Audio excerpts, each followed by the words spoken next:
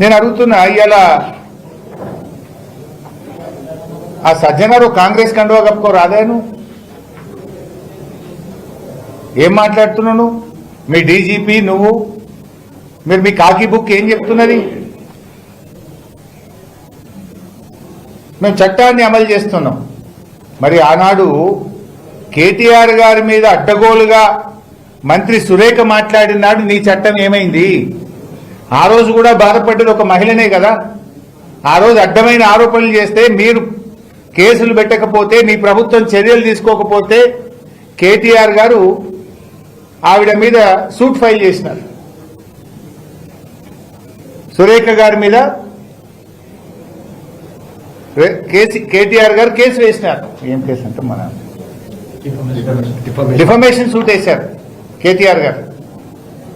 మరి ఆ రోజు మీకు కేసు ఎందుకు పెట్టలే?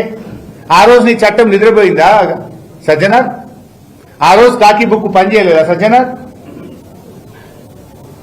ఇవాళ ఒక మహిళ మీద అయిందని తెగ బాధపడుతున్నాం. మరి ఆ రోజు కూడా ఒక మహిళనే కదా, ఒక మంచి నాయకుడు, ఈ రాష్ట్రానికి పేరు తెచ్చిన నాయకుడు కేటీఆర్ గారి మీద అడ్డగోలుగా మాట్లాడితే మరి ఆ రోజు నీ చట్టం ఏం చేసింది? చట్టం చుట్టమైంది ఆ రోజు? ఈ రోజు ఎందుకు ఇంత అర్ధరాత్రి పూట చేస్తున్నారు?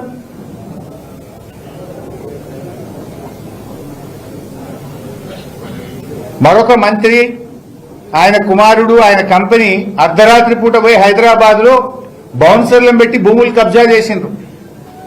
మరి ఆ రోజు నుంచి ఈ రోజు వరకు ఆ మంత్రి గారి కుమారుడిని గాని, ఆ మంత్రి గారి కంపెనీ రాఘవ కన్స్ట్రక్షన్ లో ఒక్కరిని కూడా ఎందుకు అరెస్ట్ చేయలేదు? దాని మీద ఎందుకు సిట్ అయ్యారు? పట్టబగలు ఒక పేదవాడు సామాన్య ప్రజల భూమిని కబ్జా చేస్తే, కోట్ల రూపాయల భూమిని హైదరాబాద్ నడిబొడ్డున కబ్జా చేస్తే ఆ రోజు చట్టం ఏం చేసింది? దాని మీద ఎందుకు సిట్ అయ్యారు? దాని మీద ఈ రోజు వరకు ఎందుకు అరెస్ట్ చేయరు? అర్ధరాత్రి పోయి పట్టుకురావచ్చు కదా మరి వాళ్ళు. కానీ అక్కడేం చేసిండ్రు? పాపం నిజాయితీగా వ్యవహరించిన ఒక సిఐ గారిని బదిలీ చేసింది 24 గంటల్లో. ఆయన పేరు ఉండే,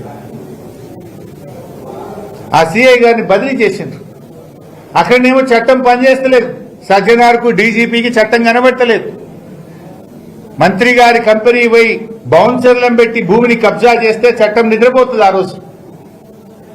అక్కడ అర్ధరాత్రి అరెస్టులు ఉన్నాయి.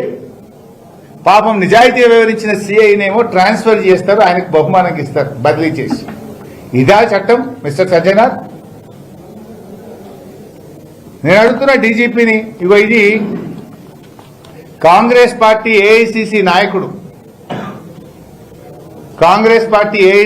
నాయకుడు సంపత్ కుమార్ గారు